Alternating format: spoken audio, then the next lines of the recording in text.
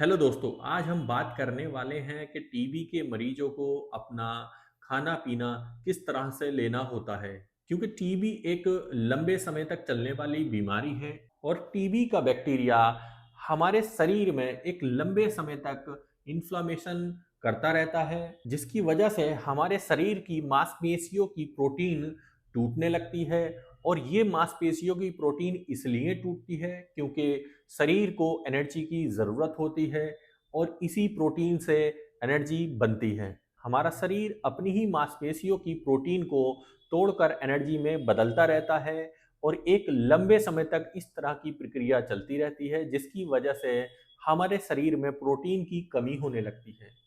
इसी प्रोटीन की कमी को हम वजन घटना कहते हैं। दोस्तों, टीबी के मरीजों में किस तरह की प्रोटीन ली जाती है और कितनी मात्रा में ली जाती है और क्या-क्या सोर्स होते हैं प्रोटीन को लेने के, उन सब के बारे में अब हम जानते हैं। दोस्तों, हमारे शरीर में हाई प्रोटीन की ज़रूरत इसलिए होती है क्योंकि हमारे फेफड़ों के अंदर टीबी का बैक्टीरिया लगातार टिश्यू को डैमेज करता रहता है, या ये कहें कि फेफड़ों की मांसपेशियों को डैमेज करता रहता है और वहाँ कैविटीज़ बनाता रहता है।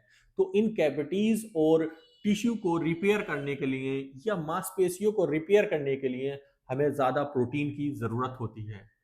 और ये प्रोटीन हमारी जो फेफड़े की मांसपेशियां हैं उनको भरने का काम करती है और जो कैविटीज़ बनी है उनमें भी रिपेयरिंग होने का काम होता है। दोस्तों, अगर आपको टीबी है और आपके शरीर को औसतन 1.5 ग्राम पर केजी पर डे के हिसाब से प्रोटीन की ज़रूरत होती है।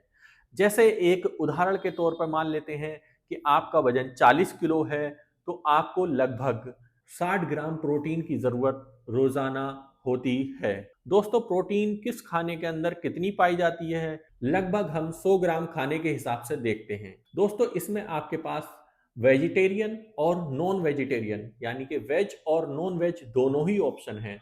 तो मैं दोनों की ही एक लिस्ट बनाकर आपको बता रहा हूं। जो आपको खाने में सही चीजें लगती हैं वो आप ऑप्शन चूज कर सकते हैं। जैसे सबसे पहले चिकन, 100 ग्राम चिकन के अंदर लगभग 30 ग्राम प्रोटीन होती है। फिर आता है मटन, मटन के अंदर लगभग 100 ग्राम मटन में 25 ग्राम प्रोटीन होती है। अगले नंबर पे आता है दोस्तों फिश, 100 ग्राम मछली के अंदर लगभग 25 ग्राम प्रोटीन आपको मिलेगी। इसी तरह 100 ग्राम अंडे के अंदर आपको 12 से 13 ग्राम प्रोटीन मिलती है। 100 ग्राम पनीर के अंदर भी लगभग आपको 20 से 22 ग्राम प्रोटीन मिलती है। इसी तरह मिल्क के अंदर आपको, दूध के अंदर आपको लगभग 4 से 5 ग्राम प्रोटीन। इसी तरह दोस्तों सोयाबीन के अंदर आपको लगभग 20 ग्राम प्रोटीन मिलती है। राजमा के अंदर भी आपको लगभग 10 ग्राम प्रोटीन मिलती है। तो दोस्तों, इस तरह से आप प्रोटीन का मैनेजमेंट कर सकते हैं, अपनी डाइट में इंक्लूड कर सकते हैं। दोस्तों, एक मैं यहाँ जरूरी बात बताना चाहता हूँ। अगर किसी मरीज को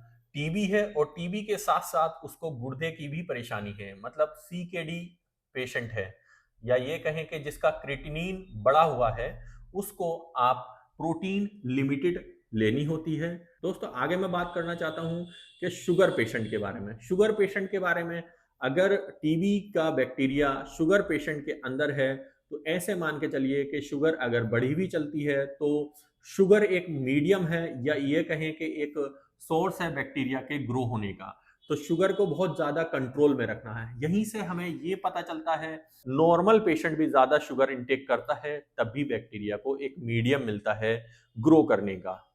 तो आपको शुगर पे काफी कंट्रोल रखना है, यानी कि चीनी है, गुड़ है, इन सब की चीजों पे ज्यादा कंट्रोल रखना है। इसके बाद प्रोटीन के बाद और कौन सी जरूरी चीजें हैं जिसका हमें इंटेक करना है, तो विटामिन और एंटीऑक्सीडेंट आते हैं। तो विटामिन की कमी से भी काफी दिक्कतें सामने आती हैं, या ये कहें कि टीबी से लंबे समय तक जूझना पड़ता है। तो विटामिन और ऑक्सीडेंट का भी एक अहम रोल है हमारे शरीर के लिए। विटामिन और एंटीऑक्सीडेंट इसलिए जरूरी होते हैं क्योंकि जब टीबी का बैक्टीरिया हमारे शरीर में मौजूद होता है तो हमारे शरीर की जो आर्मी है, ये हमारे शरीर में फ्री रेडिकल्स रिलीज करते हैं उस बैक्टीरिया को मारने के लिए। जब वो फ्री रेडिकल्स रिलीज होते हैं तो हमारे शरीर के अंदर, या मेनली लंग्स के अंदर जो नॉर्मल सेल्स हैं, उन सेल्स को भी ये डैमेज करते हैं। तो ऐसे फ्री रेडिकल को न्यूट्रलाइज करने के लिए विटामिन और ऑक्सीडेंट ही बेहद जरूरी होते हैं। तो विटामिन्स कौन कौन से जरूरी होते हैं? तो पहले नंबर पर आता है विटामिन ए। विटामिन ए क्या काम करता है? हमारे लंग्स की जो सेल्स हैं उनको प्रोटेक्शन प्रोवाइड करता है।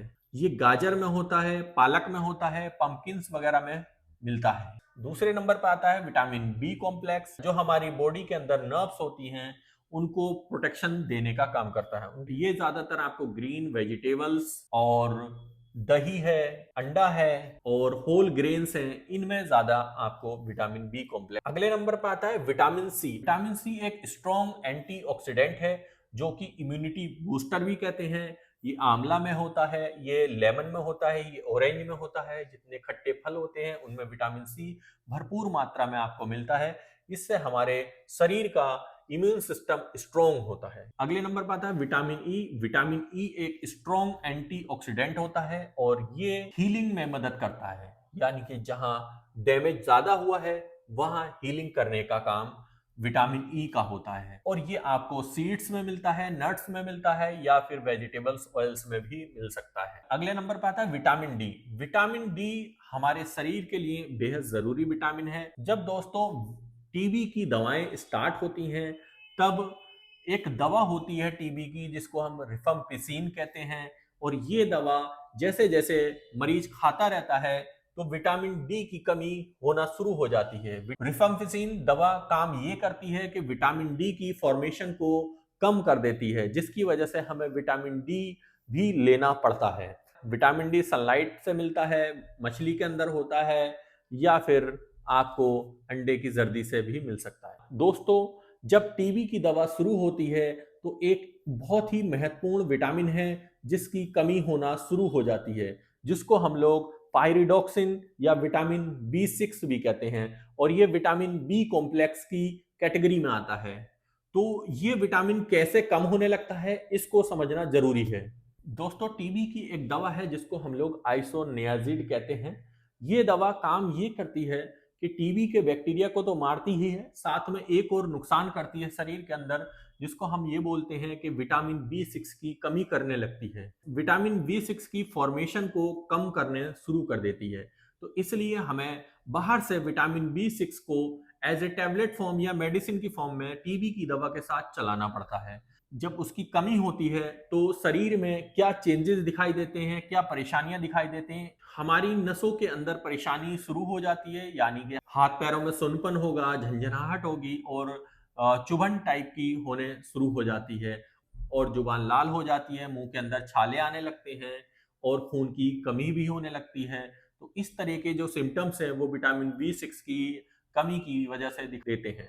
तो इसके लिए अक्सर डॉक्टर टीबी की दवा के साथ विटामिन बी 6 यानी कि पायरोडॉक्सिन की टैबलेट भी चालू कर देते हैं, जिसकी डोज आमतौर पर 10 से 25 मिलीग्राम पर डे के हिसाब से ली जाती है। दोस्तों टीबी के पेशेंट को अक्सर भूख कम लगती है, तो भूख को बढ़ाने के लिए एक मिनरल का यूज करते हैं जिसका नाम है जिंक। जिंक हमारे मरीज के अंदर भूख की कमी को पूरा करता है और ज्यादातर ये दालों में, अंडे में और सीड्स में मिलता है।